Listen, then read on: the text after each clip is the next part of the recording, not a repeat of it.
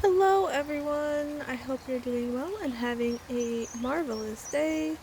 I'm here to do a little chat about intuitive messagings that have been coming in, and it kind of just boils down to using your discernment and making your choices accordingly. And a lot of times, I know with myself and my best friend of basically my whole life, and a lot of people can see the potential in people, and they believe that anyone and everyone can change and learn and grow. I know I do, and the thing is, while that is true, because people can change for the better, they can learn, they can grow, they can become better versions of themselves. It boils down to a choice, and not everyone's going to make that choice. Not everyone is going to see value in changing and learning and growing. They're quite content and even comfortable and enjoy the person they are now.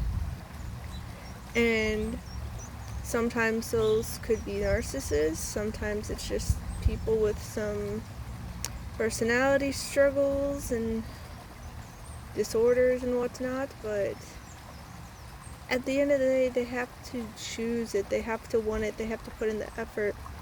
And that's not to say that you should never give other people, additional chances, because sometimes people do have off days, but it all boils down to on whether or not they're putting in the effort, whether or not it's a reciprocal relationship, whether or not overall, not, in every single instance, but overall, is it an equal effort relationship where both people are contributing energy and nurturing the relationship and trying to have it strengthen and grow. And if there are instances of broken trust and hurt feelings and whatnot, there's genuine attempts to make amends, to heal, to have closure, to just have a good strong bond.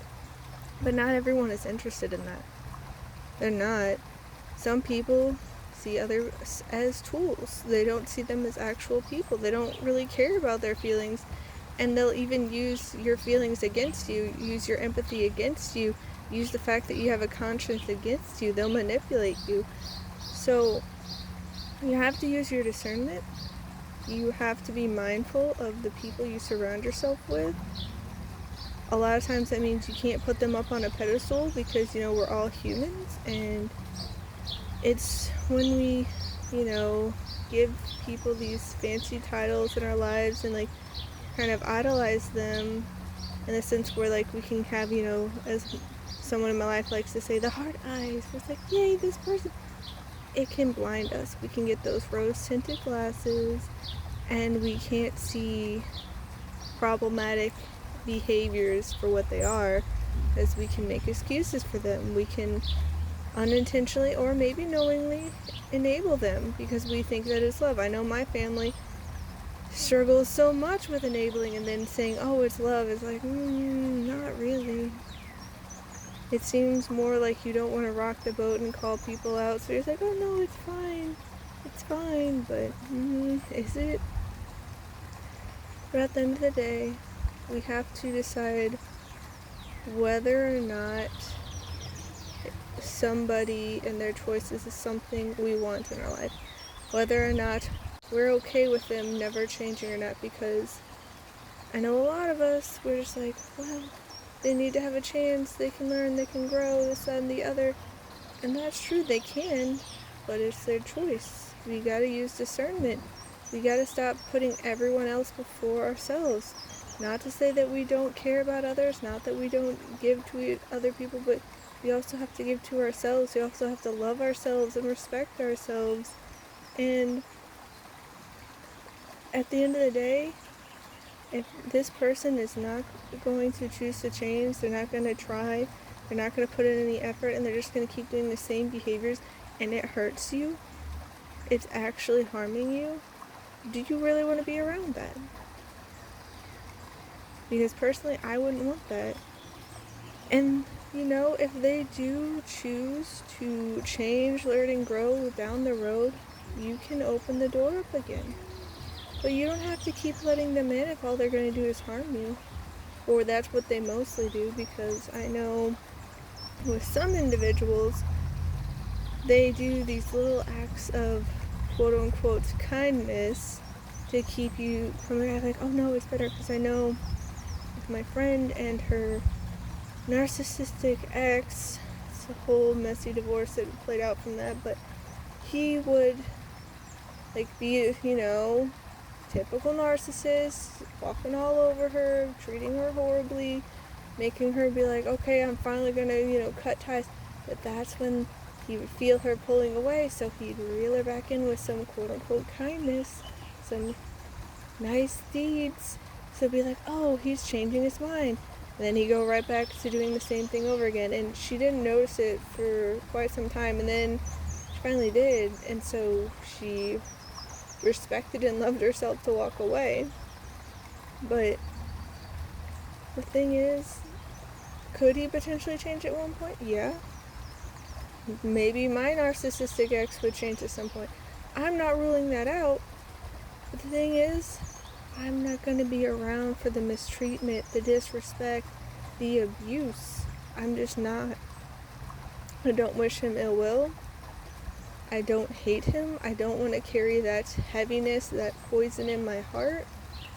But I'm not going to stick around and let him treat me like garbage, to walk all over me, to say that I'm awful, to say that I'm the problem. It's like, no. I'm going to use my discernment, and I can tell that that's not right for me. That's not how I want to be treated.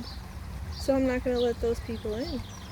And that goes for family members, friendships, co-workers. It goes for anyone. You don't have to put up with unexcusable behavior. You don't have to tolerate unacceptable choices that other people are doing that are harming you. You don't. And it's not always easy to stand up for yourself, especially if, the other party can be explosive and could potentially get violent, but that maybe you have to use your discernment and get other people to back you up. Maybe that's the police in some instances. Maybe it's just friends in other instances, or a brother, or whoever. Have people in your corner that will support you, because you don't need people that in your corners that are actually holding you back, that are harming you, that are hindering you, that are belittling you and dimming your light and just stomping all over you. You don't need that. You don't. And a lot of people will say, well, if you don't give them chance, if you don't, try to help them, then you're not being loving. It's like, okay, maybe you could make an argument that it's not loving towards them, but at the same time, is it loving to them to make excuses for the inexcusable behavior and to accept unacceptable choices and harm towards yourself? Is that really loving them? Because honestly, that's just teaching them that what they're doing is okay, and that they continue down this path, and that there are no consequences for their actions. And I would say that is not being loving towards them or yourself. Not everyone wants to hear that, though. My family certainly doesn't. Every time, I'm not trying to be confrontational, cause conflict, cause drama, or any of that, but I'll just make observations and be like, that's not okay. And there's no, this, that, and the other. And it's okay, continue enabling them, I guess, but you're not doing anyone any good. You're not serving anyone and helping anyone. It is what it is. So use your discernment. You don't have to stick around people who are going to mistreat you. And that's the thing. People will show you their true colors. Maybe not at first. Maybe it takes time. But when someone shows you who they truly are, believe them. Don't keep making excuses. Don't be like, but the potential. Everyone has great potential. I believe that. But that doesn't mean everyone chooses to try to rise up and reach that potential. That doesn't mean they're willing to put in any effort to try to become a better person. Some people are perfectly fine being how they are, and they don't want to change. and they might even refuse to change. And so stop putting yourself in situations where you get hurt because you're getting caught up in all the potential. Yes, be mindful of the potential. Yes, believe people can learn and they can change and they can grow. But don't keep giving additional chances to people who are just going to metaphorically spit all over you and sling mud at you and, just mistreat you for giving them that additional chance.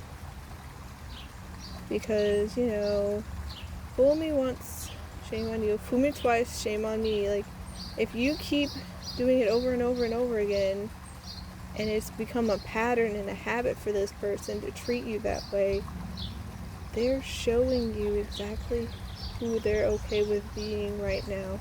Could change in the future. They could learn and grow. But you gotta use your discernment on whether or not they're actually going to put in the work, whether they're actually going to try. And it's not necessarily easy to change. It can be very, very hard if you spend a lifetime a certain way.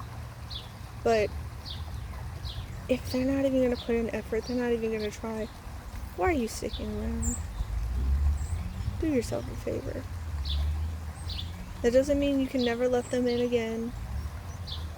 That doesn't mean, you're going to wish them ill and curse them and all this and that. Like, no, don't go down that road. But do what's best for you. Don't let these people in that are just going to hurt you. You deserve better. I'm wishing you all a wonderful rest of your day. Please take care, and I'll see you next time. Stay strong, stay the course, and stay true to you. Bye.